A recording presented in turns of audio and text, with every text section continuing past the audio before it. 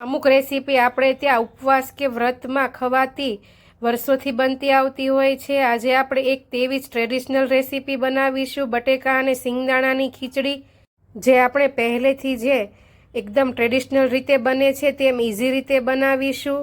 લગભગ શ્રાવણ મહિનાના ઉપવાસમાં, 11સના ઉપવાસમાં કે કોઈ પણ ઉપવાસમાં ખાઈ શકાય અને બધાના જ ઘરે બનતી હોય છે તેવી રેસીપી છે। હેલો ફ્રેન્ડ, સ્વાગત છે તમારું મારા કિચનમાં। આજે આપણે બનાવીશું ફરાળી બટેકા અને સિંગદાણાની ખીચડી, એકદમ યુનિક રીતે। મારી આ રેસીપી ગમે તો વધુમાં વધુ શેર કરજો અને કોમેન્ટમાં જરૂરથી જણાવો તમે આ જ રીતે બનાવો છો કે અલગ રીતથી। તો ચાલો ખીચડી બનાવવાનું ચાલુ કરીએ। તેના માટે મેં અહીં નંગમાં જોઈએ તો 3 નંગ જેટલા બટેકા મીડિયમ સાઇઝના અને વજનમાં જોઈએ તો 500 ગ્રામ જેટલા બટેકાને સારા પાણીથી ધોઈ વચ્ચેથી કટ કરીને કુકરમાં લઈ લઈશું। તેમાં સ્વાદ પ્રમાણે એટલે કે 1 ચમચી જેટલું મીઠું અને 1.5 ગ્લાસ જેટલું પાણી એડ કરીશું અને 3 થી 4 વિસલ મીડિયમ ટુ લો ગેસની ફ્લેમ ઉપર આપણે કરી લેવાની છે, જેથી બટેકા સરસ રીતે બફાઈ જશે। ત્યાં સુધીમાં આપણે ખાયણીમાં 1/3 કપ જેટલા સિંગના દાણા લઈ લઈશું। સિંગના દાણા ઘરમાં તમે જે રાખતા હોય તે, કે પછી કરિયાણાની દુકાનેથી તમને આસાનીથી મળી જશે। આ સિંગદાણાને આપણે અધકચરા ક્રશ કરી લઈશું। તમે મિક્સરમાં ક્રશ કરો તો પણ ચાલે, પણ આવી રીતે ખાંડીને લેવાથી તેનો ખીચડીમાં ટેસ્ટ ખૂબ જ સરસ આવશે। એટલે આપણે સિંગદાણાને આવી રીતે અધકચરા આવી રીતે વાટી લેવાના છે। આવા એકદમ પાવડર જેવા નહીં, પણ આવા ક્રશ કરેલા રાખીશું, જેનો સ્વાદ ખીચડીમાં ખૂબ જ સરસ આવશે। હવે ત્યાં સુધીમાં આપણા બટેકા બફાઈને કુકરમાંથી પ્રેશર પણ નીકળી ગયું છે। થોડા એવા ઠંડા પડી જાય પછી આપણે બટાકાની છાલ ઉતારીશું। તમે જુઓ તેમ આવી રીતે આસાનીથી બટાકાની છાલ ઉતરી જાય તેટલા જ આપણે બાફવાના છે અને થોડા ઠંડા પડી જશે એટલે છાલ પણ તેની આસાનીથી ઉતરી જશે। બધા જ બટેકાની છાલ ઉતારીને પછી હવે તેના આપણે બહુ મોટા નહીં અને એકદમ નાના પણ નહીં તેવા મીડિયમ સાઇઝના ટુકડા કરી લેશું।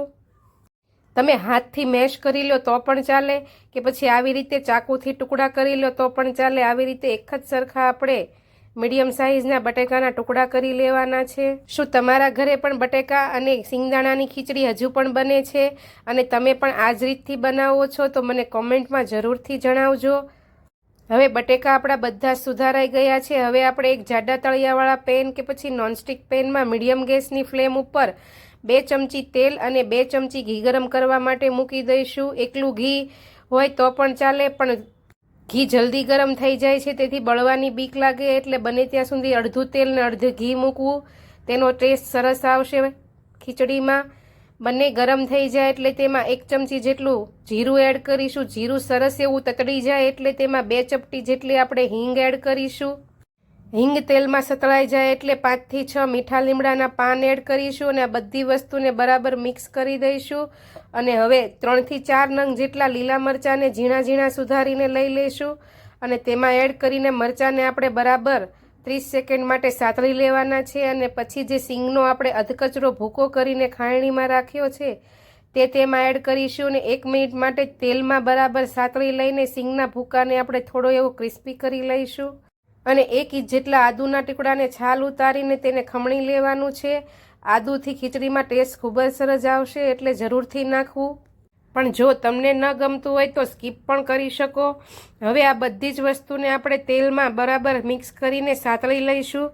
બધા મસાલાઓ સરસ રીતે થઈ જાય એટલે હવે તેમાં આપણે સ્વાદ પ્રમાણે મીઠું એડ કરીશું। અડધી ચમચી જેટલું આપણે બટાકામાં બાફવામાં પણ મીઠું એડ કર્યું હતું એટલે તે પ્રમાણે થોડું ઓછું એડ કરીશું અને તેને પણ તેમાં બરાબર મિક્સ કરી દઈશું। હવે તેમાં ખટાશ માટે 1 મોટા લીંબુનો રસ એડ કરીશું અને તેને પણ તેમાં બરાબર મિક્સ કરી લઈશું। ખટાશ તમને જો લીંબુ ન ગમતું હોય તો તમે આમચૂર પાવડર પણ એડ કરી શકો, તેનો પણ ટેસ્ટ આ ખીચડીમાં સરસ એવો આવશે। અને લીંબુ પ્રમાણે આપણે તેમાં ગળપણ માટે 1 ચમચી જેટલી ખાંડ એડ કરીશું। મેં અહીં બુરુ ખાંડ એડ કરી છે, તમે ઘરમાં જે રેગ્યુલર વાપરતા હો તે પણ એડ કરી શકો।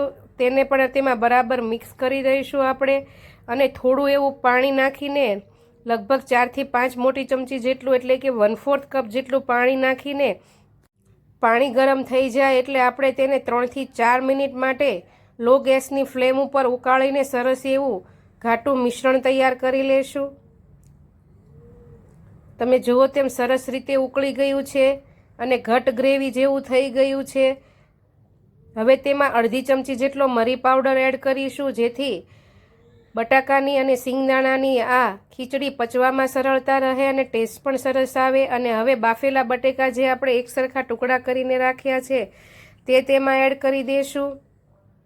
500 ગ્રામ જેટલા બટેકાની આ ખીચડીમાં આ બધા જ મસાલાઓ પરફેક્ટ છે. જો તમે ક્યારે ન બનાવી હોય તો એકવાર જરૂરથી ટ્રાય કરજો, બધાને જ ભાવશે. અને હા, જો તમને સિંગદાણાનો ટેસ્ટ ગમતો હોય તો તમે તમારી પ્રમાણે થોડા વધારે પણ આમાં એડ કરી શકો. બધું બરાબર મિક્સ કરીને આપણે 2 મિનિટ માટે તેમાં સેટ થવા દઈશું. તમે જુઓ તેમ એકદમ સરસ એવું બધું મિક્સ થઈને તૈયાર થઈ ગઈ છે. ગરમા ગરમ બટેકા અને સિંગદાણાની ખીચડી. ગેસની ફ્લેમને બંધ કરી દઈશું અને ગરમા ગરમ કોઈ પણ ફરાળી રોટલી કે વસ્તુ વગર આ ખીચડી તમે એકલા ખાશો તો પણ ખૂબ જ ભાવશે અને બીજું કાંઈ પણ સાથે જરૂર નહીં પડે. તો તમે જો ક્યારે આ ટ્રેડિશનલ રીતથી બટેકા અને સિંગદાણાની ખીચડી ન બનાવી હોય તો એકવાર જરૂરથી ટ્રાય કરજો. અને હા, જો મારી વિડીયો જોતા હો અને વિડીયો ઉપર નવા હો અને મારી ચેનલ સબસ્ક્રાઈબ ન કરી હોય તો એકવાર જરૂર ચેનલ સબસ્ક્રાઈબ કરી લેજો. બેલ આઇકન જરૂરથી દબાવજો, જેથી તમને મારી આવી ટ્રેડિશનલ રેસિપીના નોટિફિકેશન મળતા રહે. ગરમા ગરમ ખીચડીમાં ઉપરથી કોપરાનું છીણ અને લીલા ધાણાથી ગાર્નિશ કરીશું. કોપરાના છીણનો ટેસ્ટ ખીચડીમાં ખૂબ જ સરસ આવે છે. તો ચાલો આવતીકાલે ફરી મળીશું નવી રેસિપી સાથે. ત્યાં સુધી આવજો. જય શ્રી કૃષ્ણ.